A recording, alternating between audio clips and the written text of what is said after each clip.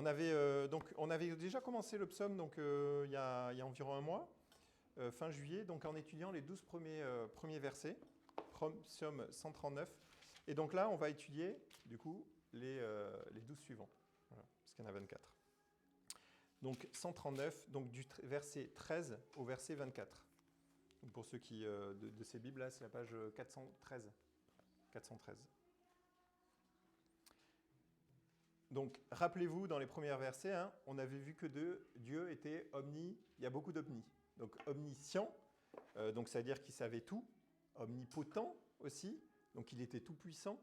On avait vu qu'il était omniprésent, donc présent partout à la fois et en permanence. On avait vu aussi qu'il était omnitemporel, donc il englobait tous les temps en même temps, il y a beaucoup de temps. Et bien sûr, on avait vu qu'il était éternel, donc il n'y a pas de début, et il n'y a pas de fin pour Dieu. On avait parlé aussi de la connaissance parfaite qu'il avait de nous, tant au point de vue de nos actions, de celles, même nos pensées, nos intentions, notre volonté, de nos péchés aussi, de tous nos péchés, on avait pu voir. Et on va continuer donc dans les attributs de Dieu via ce passage, mais on va un peu plus se focaliser sur l'attention, l'intervention de Dieu aussi dans nos vies. Donc, verset 13. « C'est toi qui as formé mes reins, qui m'as tissé dans le ventre de ma mère. Je te loue de ce que je suis une créature si merveilleuse. Tes œuvres sont admirables et je les reconnais bien. Mon corps n'était pas caché devant toi lorsque j'ai été fait dans le secret, tissé dans les profondeurs de la terre. Je n'étais encore qu'une masse informe, mais tes yeux me voyaient, et sur ton livre étaient inscrits tous les jours qui m'étaient destinés, avant même qu'un seul d'entre eux n'existe. Que tes pensées, ô Dieu, me semblent impénétrables, que leur nombre est grand. Comment les compter ? Elles sont plus nombreuses que les grains de sable. Je me réveille et je suis encore avec toi. Ô Dieu, si seulement tu faisais mourir le méchant, homme sanguinaire, éloignez-vous de moi. Ils partent de toi pour appuyer leurs projets criminels. Ils utilisent ton nom pour mentir, eux tes ennemis. Éternel, comment pourrais-je ne pas détester ceux qui te détestent et ne pas éprouver du dégoût pour ceux qui te combattent ? Je les déteste de façon absolue, ils sont pour moi des ennemis. Examine-moi, ô Dieu, et connais mon cœur. Mets-moi à l'épreuve et connais mes pensées. Regarde si je suis sur une mauvaise voie et conduis-moi sur la voie de l'éternité. »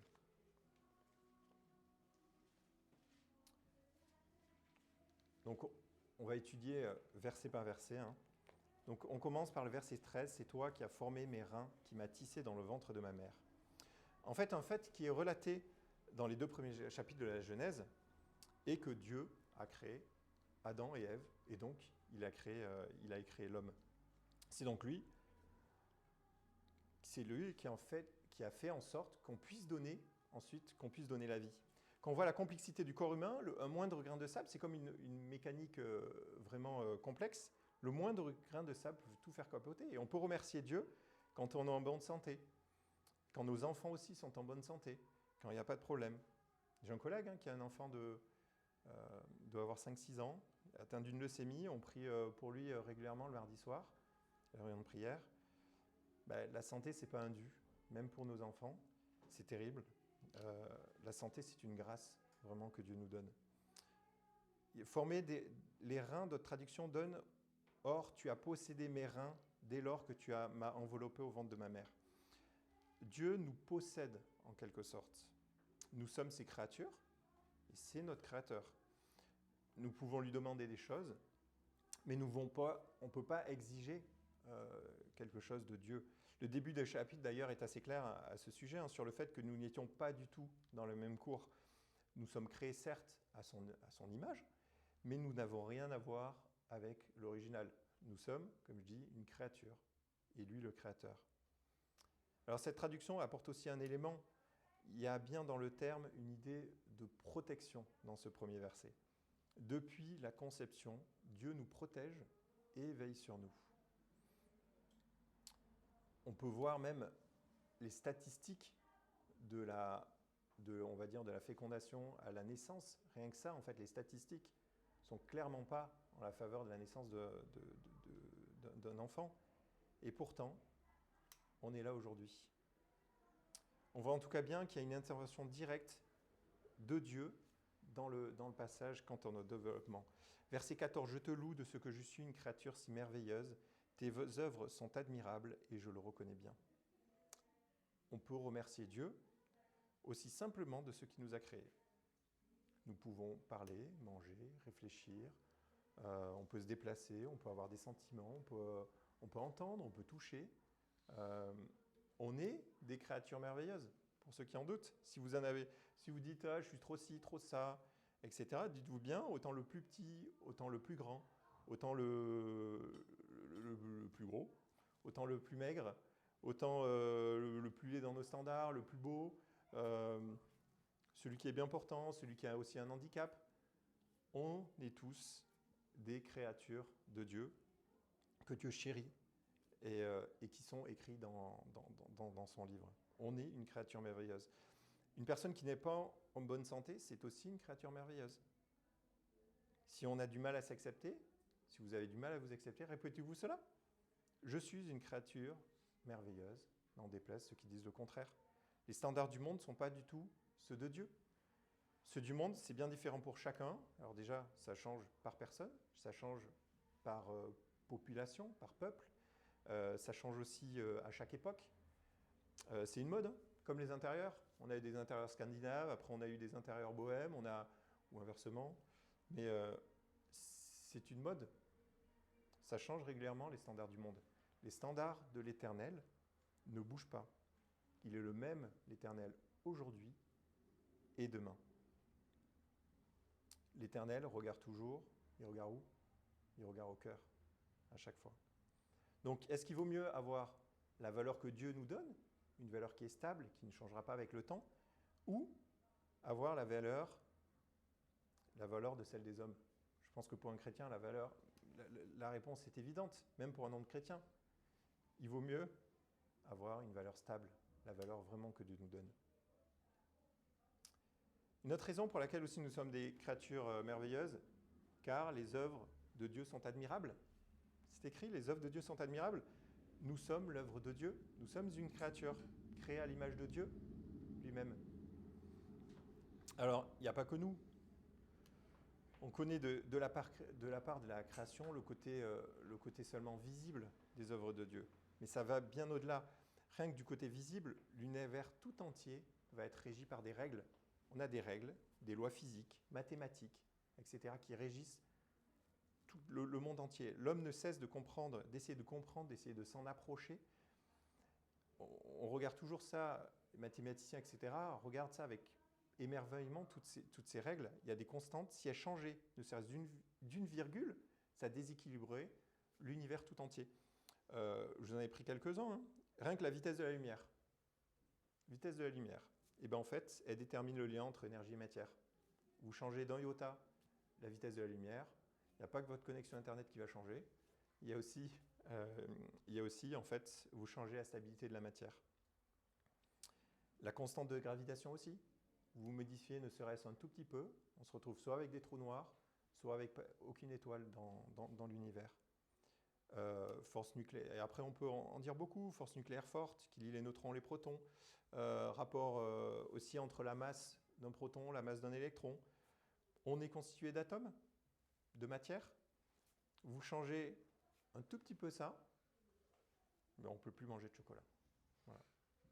Non, et surtout, on n'est plus là pour le manger. Voilà. On peut continuer longtemps à énumérer toutes ces règles, toutes ces valeurs fixes qui ont été fixées par Dieu. Ne me faites pas croire que ces multitudes de règles, de valeurs fixes, sont le fruit d'un hasard qui serait parfait, et qui serait parfait à la virgule près.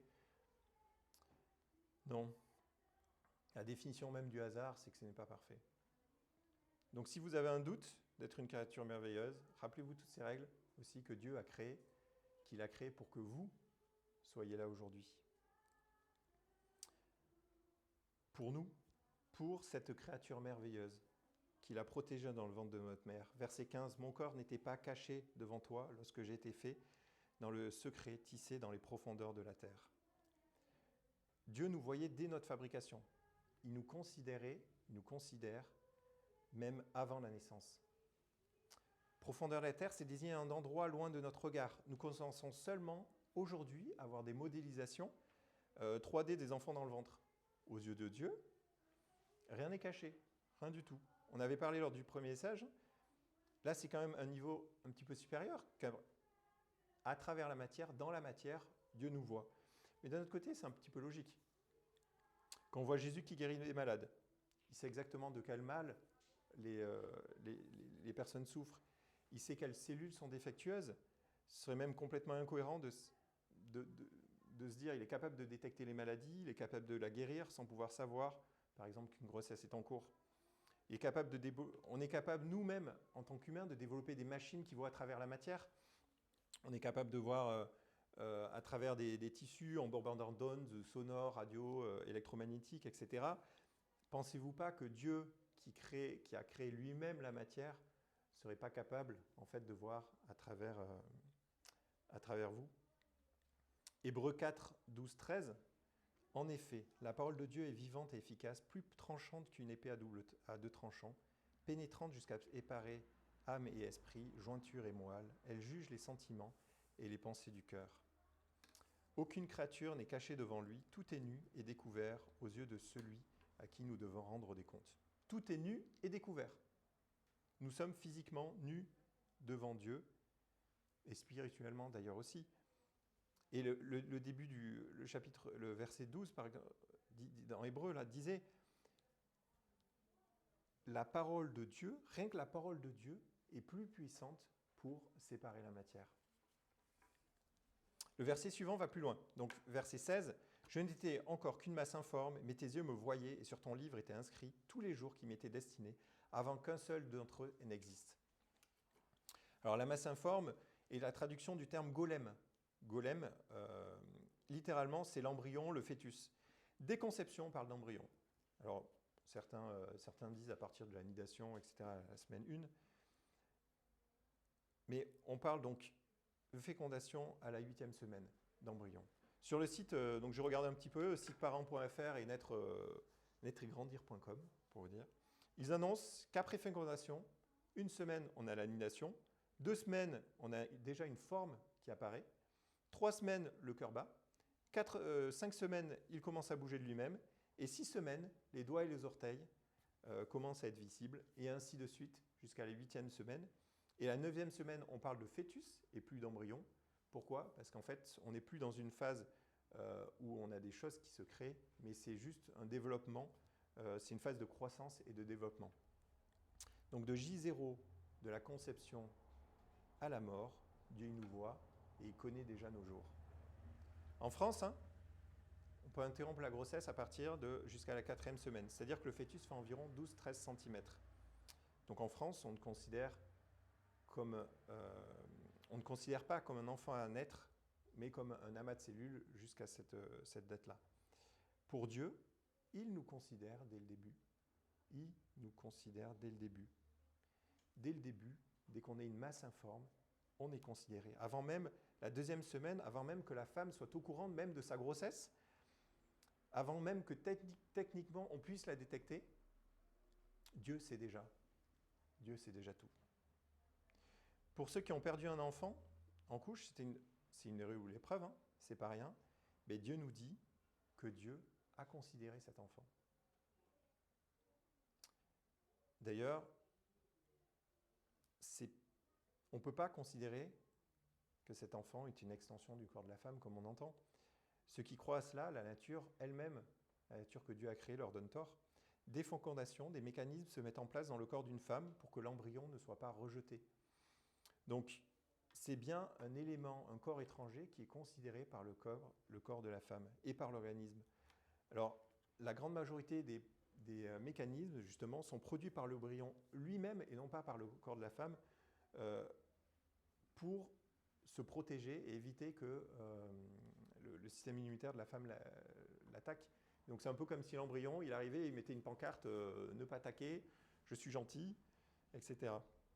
Naturellement, l'organisme attaquerait, sinon ces cellules étrangères qui sont considérées comme telles. Dieu n'a pas juste une considération humaine. Ah oui, c'est un joli petit fœtus, et puis on se retourne, et on parle, alors c'est peut-être un peu plus masculin de ce côté-là, hein, j'avoue, mais Dieu a écrit les jours de cet enfant en dehors ou pas du ventre de la mère. Notre traduction dit, dans ton livre, mes membres étaient tous écrits, de jour en jour ils se formaient lorsqu'il n'y avait encore aucun. Alors membre ou jure, c'est déjà fixé. Dieu, c'est d'avance. Il est en dehors du temps.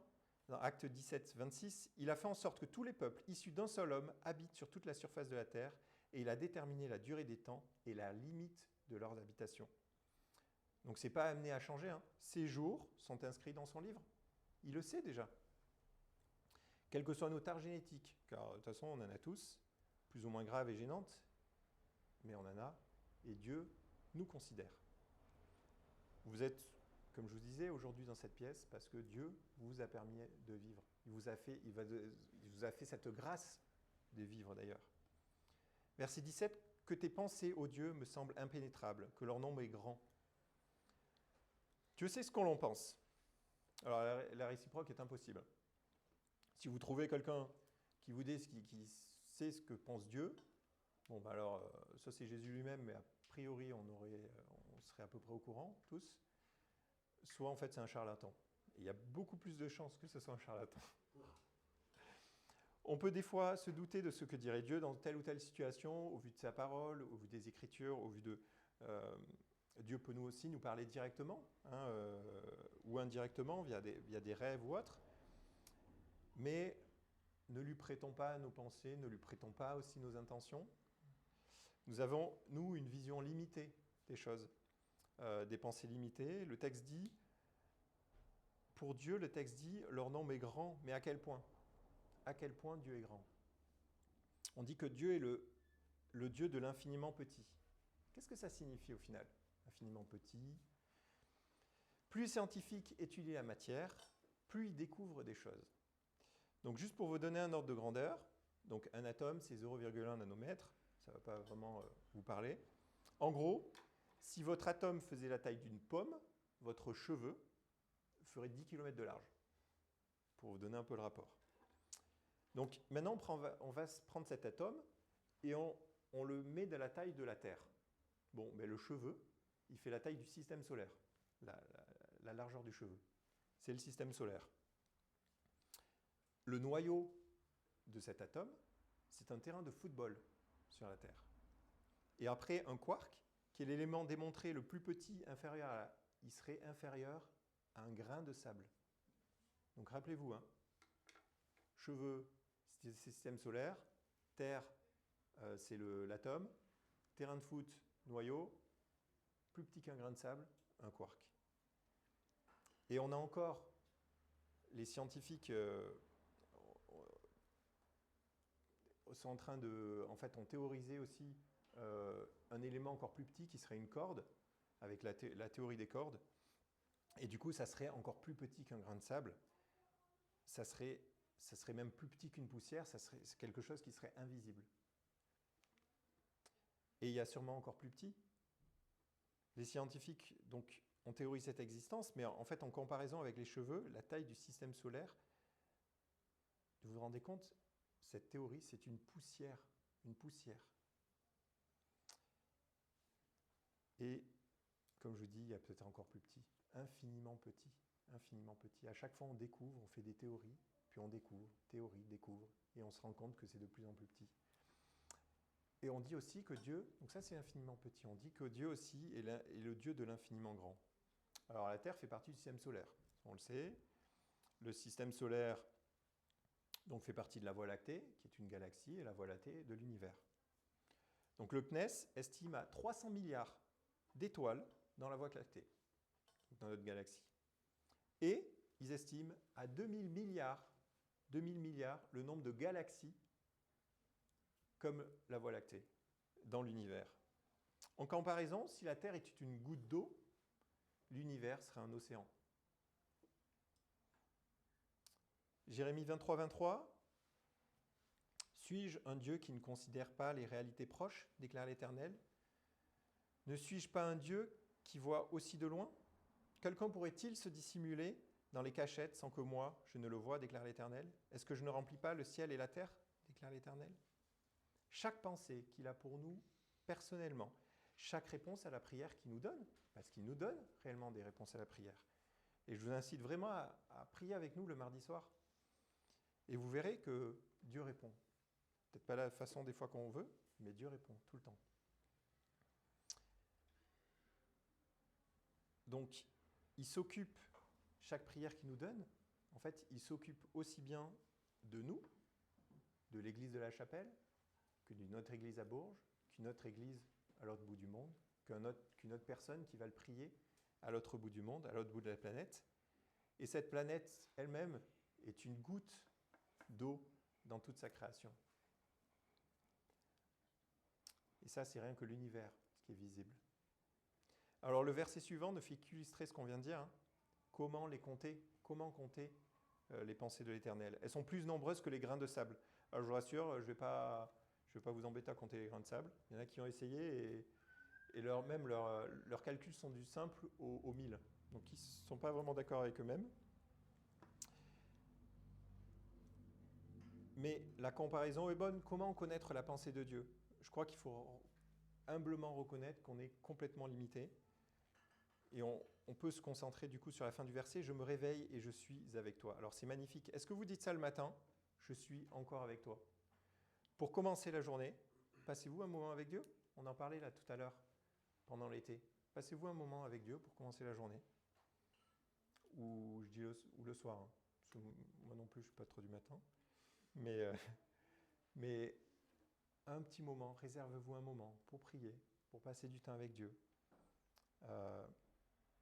Dieu est là en tout cas, et il vous attend.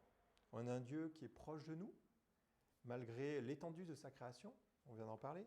On a un Dieu qui nous répond personnellement, malgré le nombre de requêtes à chaque seconde, rien que sur la terre qu'il y a. On a un Dieu qui a un plan pour chacun, malgré notre insignifiance. On a un Dieu qui attend à la porte qu'on lui ouvre, malgré notre incrédulité. On a un Dieu qui pardonne, qui continue de nous aimer. On a un Dieu qui chérit notre âme, malgré nos péchés, malgré nos manquements. Dans tous ces attributs, qu'est-ce qu'on voudra en plus? Qu'est-ce que l'homme recherche en plus? Verset 19. Dieu, si seulement tu faisais mourir le méchant, homme sanguinaire, éloignez-vous de moi. C'est toujours ce qui nous manque. La volonté de Dieu. Aux États-Unis, la prohibition s'est terminée en 1933. Mais certaines communautés, en fait, sont restées vraiment ancrées dans cette idéologie. Florent Varac, un pasteur de la région lyonnaise, racontait lors de ses déplacements aux USA qu'il avait une discussion avec une femme qui était fermement opposée à tout ce qui était boisson alcoolisée. Et parlant dans la conversation de Jésus qui avait changé l'eau en vin, elle lui avait répondu « Oui, ce jour-là, il m'avait bien déçu, il m'a vraiment déçu. »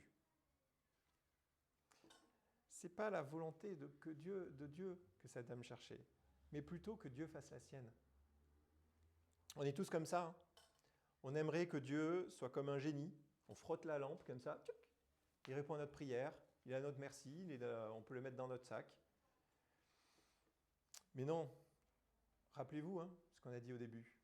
On est quoi? On est des créatures. Et c'est notre créateur. On ne met pas notre créateur dans une petite lampe et on la frotte quand on veut. Pourquoi agit-il comme ça? Pourquoi ces choix? Alors les choix de Dieu peuvent paraître complètement incompréhensibles. Pourquoi? Parce qu'on n'a pas la vision d'ensemble. Pourquoi le méchant ne meurt pas tout de suite? On a envie de justice. C'est aussi la réflexion que portent les martyrs. Hein. Je vous laisse prendre Apocalypse 6, 9, 10. Donc c'est à la fin, Apocalypse.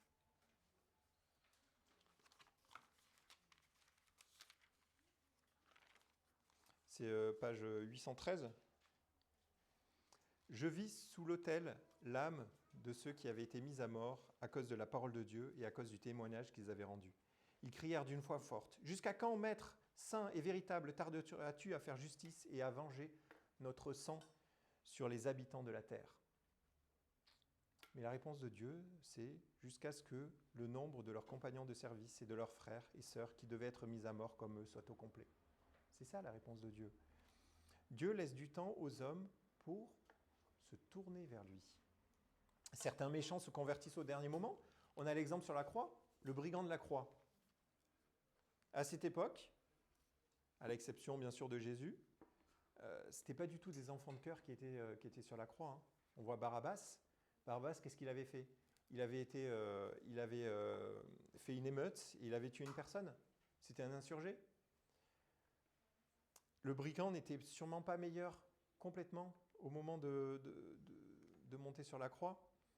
Peut-être que la personne qui l'avait détroussé aurait aimé une justice plus rapide et pas attendre la Pâque pour le voir sur la croix. Mais lui a compris que Jésus se livrait, pas lui. Il a cru en Dieu et la foi l'a sauvé de la perdition éternelle. Regardez Jonas aussi. Il a tout fait pour que la ville de Ninive, pour ne pas que la ville de Ninive soit sauvée, justement. Après plusieurs jours dans un poisson, je pense que ça a dû le faire réfléchir. Et il a accepté de faire la volonté de Dieu. Et la ville a été sauvée. Dieu veut auprès de lui toutes les personnes qui sont inscrites sur son livre de vie. Et nous devons avoir le même objectif. Dieu n'a pas... C'est pour ça aussi qu'il laisse beaucoup de choses se faire. Il veut toutes ces personnes de son livre avec lui. L'objectif doit être le même pour nous. Même la pire des personnes peut venir à Christ. Et des fois, c'est difficile de se dire, même la pire des personnes, la personne qui nous a fait le plus de mal, peut venir à Christ et on le retrouvera au même titre que nous au paradis. Dieu veut que les hommes sanguinaires, David, veut que les hommes sanguinaires s'éloignent de lui dans le passage. Donc, alors, il y a deux avantages à cela, bien sûr. Il y a sa propre protection. Et puis, comme il y a écrit dans 1 Corinthiens 33, ne vous trompez pas, les mauvaises compagnies corrompent les bonnes mœurs. Proverbe 24, 25 aussi. Ne fréquente pas l'homme colérique, ne va pas avec l'homme violent. Tu risquerais de t'habituer à ses sentiers et il deviendrait un piège pour toi. La raison pour laquelle Dieu ne permet pas à David de construire son temple, c'est justement qu'il a fait couler lui-même trop de sang durant sa vie. Mais un homme sanguinaire, c'est un peu différent. Il prend plaisir à faire couler du sang. Il y a une nuance que David, justement, ne veut pas traverser. Et c'est pour ça qu'il veut que ces hommes sanguinaires soient éloignés de lui. Nous aussi, éloignons-nous des personnes qui nous poussent à pécher. Éloignons-nous d'eux. Si vous en avez dans vos vies qui vous poussent à faire ce qui n'est pas bien, et vous le savez très bien, il faut s'éloigner d'eux.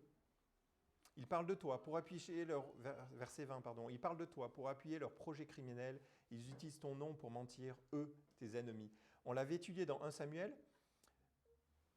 Saül voyait un signe de Dieu à chaque fois qu'il avait une information ou quelque chose pour retrouver David et qu'il pensait pouvoir l'atteindre. Alors qu'il savait très bien, il savait très bien que Dieu lui avait retiré la royauté et l'avait donnée justement à David et que l'Esprit de Dieu était sur David. Plus récemment, au Moyen-Âge, on n'est pas meilleur que Saül. Hein. Au Moyen-Âge et jusqu'au Xe siècle, il y avait quoi? L'Inquisition. L'Inquisition qui torturait parfois des personnes innocentes, soi-disant pour Dieu. 1572, le massacre de Saint-Barthélemy, avec la phrase célèbre « Tuez-les tous, Dieu reconnaîtra les siens ». Les soldats de la Wehrmacht, enfin l'armée allemande, Wehrmacht, voilà, merci. Ils avaient, lors de la Seconde Guerre mondiale, sur leur ceinturon, gravé Gott mit us, Dieu avec nous, en allemand. Et ils avaient ça quand ils envahissaient les nations avec leur croix gammée. Et encore plus récent, le Ku Klux Klan. Ku Klux Klan qui se disait chrétien, des soi-disant dieux. Ils faisaient comment pour faire ça? En brûlant des églises, fréquenter des personnes noires, des frères et des sœurs noirs même, en tuant des opposants, en tuant des personnes qui n'étaient pas d'accord avec leur idéologie. Voilà. Et ils faisaient ça en se disant chrétien, en faisant ça au nom de Dieu. Et donc, ce n'est pas nouveau. Ce ne sont pas des chrétiens qui font ça, ce ne sont pas des disciples du Christ, ce ne sont pas des croyants qui galèrent comme nous, avec nos manquements, avec nos mauvais caractères, nos envies, et qui comptent et qui s'appuient sur Dieu pour être meilleurs. pour être meilleur, pas pour être parfait, mais pour être meilleur, de faire ce qui est bien, de marcher sur le chemin de Dieu. Non, eux, ce sont des ennemis de Dieu, des personnes qui pensent que Dieu est à leur service, comme le petit génie, qui se servent quand ils veulent de son nom. Alors, je ne parle pas des personnes qui, dans les difficultés, se rappellent qu'ils ont un Dieu, hein, pas du tout. Et moi, le premier, quelquefois, après de longs moments à galérer seul, je me dis, ah ben oui, c'est vrai que j'ai un Dieu et je vais peut-être revenir à la croix et le prier. Non, les ennemis de Dieu décrits sont plutôt des personnes qui ne considèrent pas Dieu comme leur sauveur, mais plutôt comme un moyen d'arriver à leur fin. Et il y en a beaucoup. Ça donne une dimension, pour eux, ça leur donne une dimension un peu plus spirituelle, une dimension supplémentaire.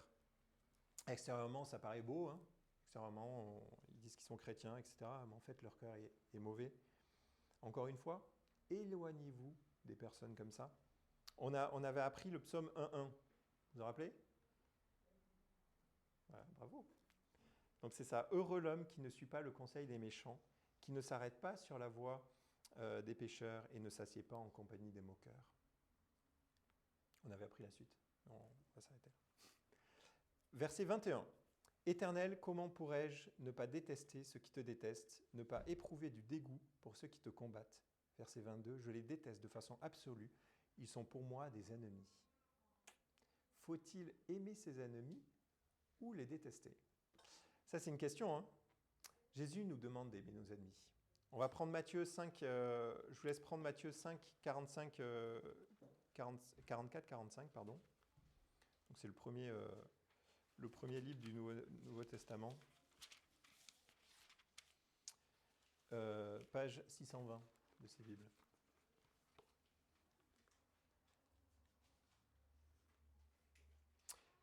Mais moi je vous dis, aimez vos ennemis, bénissez ceux qui vous maudissent, faites du bien à ceux qui vous détestent, et priez pour ceux qui vous maltraitent et vous persécutent, afin d'être les fils de votre Père céleste.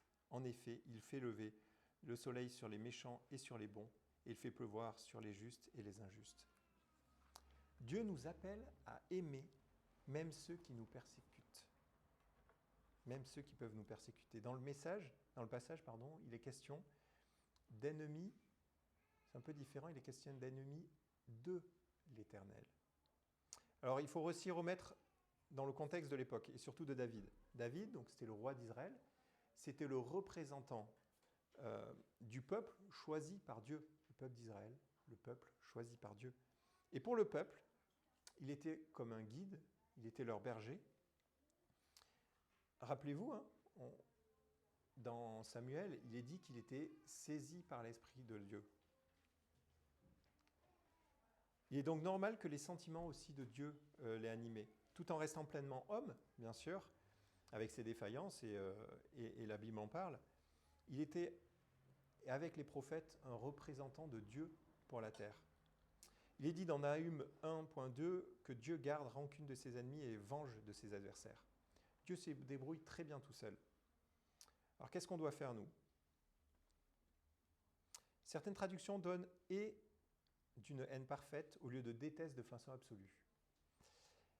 Et ça donne un petit sens complémentaire. Haïr en français, donc d'après le Lao, ça a double sens. C'est souhaiter du mal à quelqu'un, souhaiter qu'il lui arrive du mal. Alors, c'est pas du tout, c'est pas le sens du mot dans ce passage.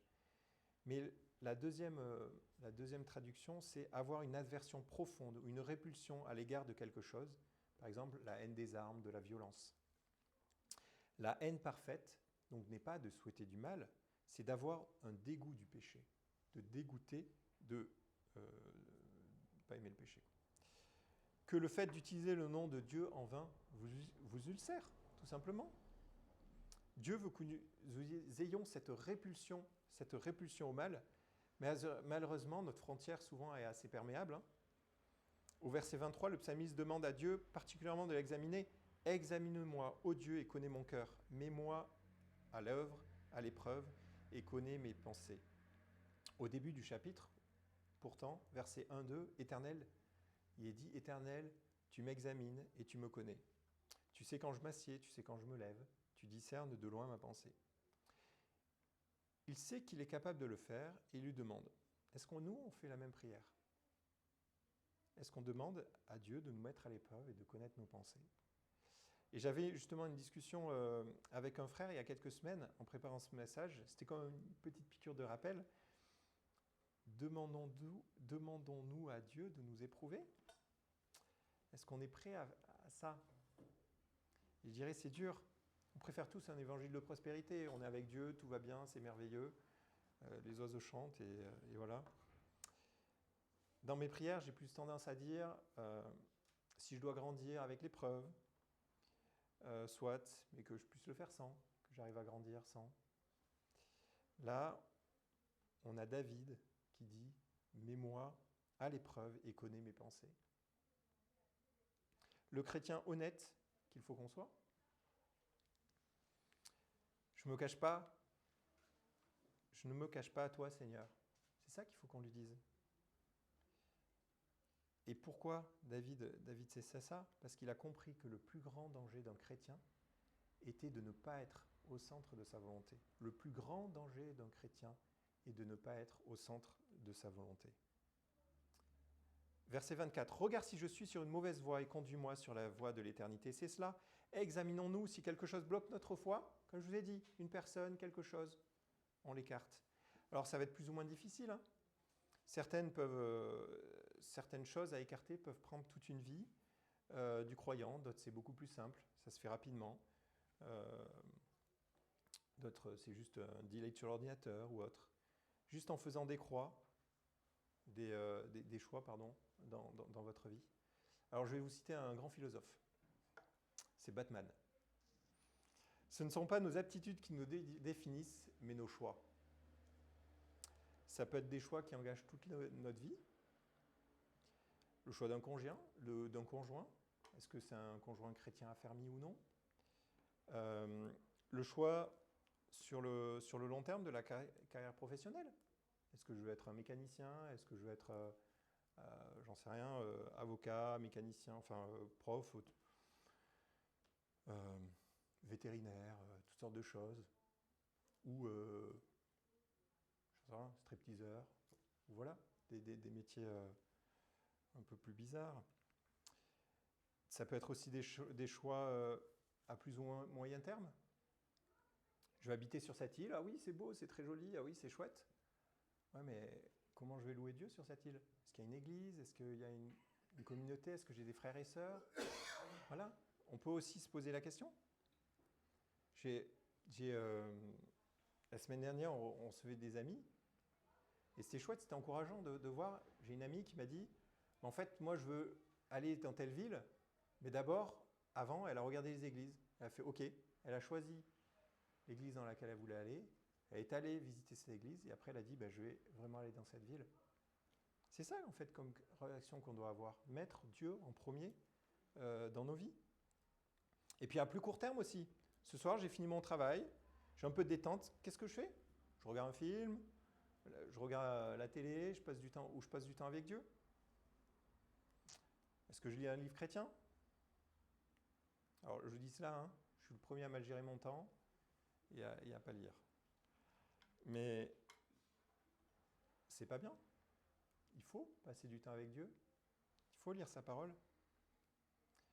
Et du coup, je suis un des premiers aussi souvent à regarder avec tristesse un petit peu les heures que j'ai passées devant les écrans, les heures que j'ai passées à faire des choses qui sont futiles, en fait, qui ne servent à rien. C'est des choix qu'on fait. Et dans ces choix-là, il n'y a qu'une voie pour l'éternité, qu'une seule. Il y a un chrétien que nous appelons Joe, pour la petite histoire, dans une voiture, alors c'est un sketch, hein, c'est pas réel. Donc il est dans une voiture avec Jésus, et Jésus conduit. Voilà. Et puis en fait il voit des amis arriver, il dit au Seigneur,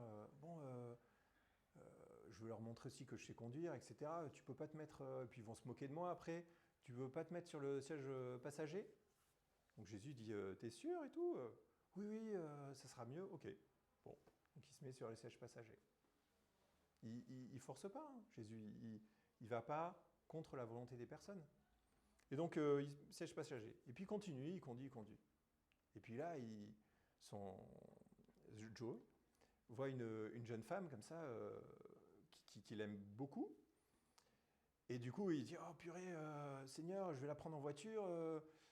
Tu veux pas aller derrière parce que bon, si je la mets derrière, elle va peut-être mal le prendre et tout. Allez, ok, Seigneur, donc se met derrière. Et la jeune femme se met à côté. Et puis après, il continue à conduire. Et là, il voit plein de gens, encore des potes. Il doit, je sais rien, ils vont au cinéma. Et donc, il dit, bah, Seigneur, en fait, tu peux te mettre dans le coffre parce qu'il y a une petite place, c'est pas trop inconfortable. Et puis comme ça, on rentre tous. Toi, ça ne te dérange pas. Et donc, Jésus le fait. Puis quelques kilomètres plus loin, la voiture dérape et c'est l'accident. Le chrétien amoché ouvre le coffre et il dit, bah, Jésus, t'étais là et qu'est-ce que t'as fait? T'as rien fait? Il dit, bah, j'étais dans le coffre, j'étais là où tu m'as mis. Et cette voiture, en fait, elle représente notre vie, ma vie. À quelle place on veut mettre Jésus? Est-ce qu'on veut le mettre au conducteur pour conduire notre vie? Est-ce qu'on veut le mettre passager pour qu'il assiste? Est-ce qu'on veut le mettre derrière pour qu'il puisse, à la limite, nous secouer si on dort? Ou est-ce qu'on veut le mettre dans le coffre, encore pire, pour juste qu'il assiste à ce qu'on fait au désastre? David, lui, il demande à Dieu de piloter.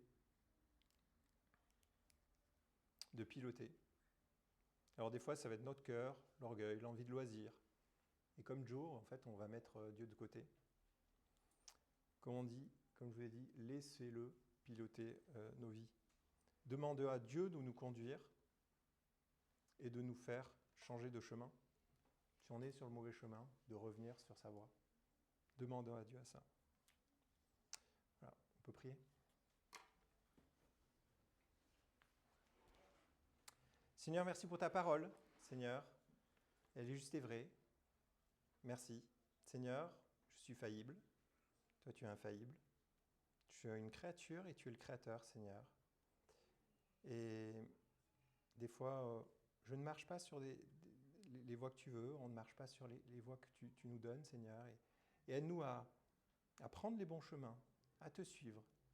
Aide-nous à toujours t'aimer, à savoir te mettre en premier dans notre vie, de ne pas faire comme The Joe, et au contraire, te laisser piloter, Seigneur, notre vie, Seigneur.